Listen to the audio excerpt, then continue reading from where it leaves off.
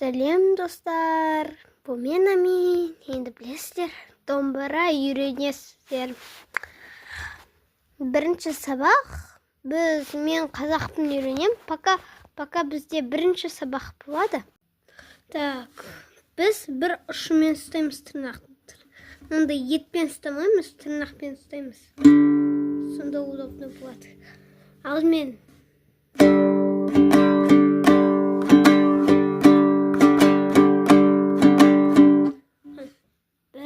бір, екі, үш, төрт, бір, екі, үш, төрт, бір, екі, үш, төрт, бір. Солай.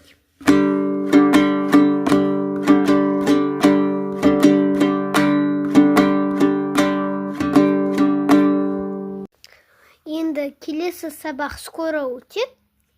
Келесі сабақты ертең күтіп аласыздар. Ертең мен сценаға шығамыз. Бірақ шында актер сияқты болатын сияқтымыз.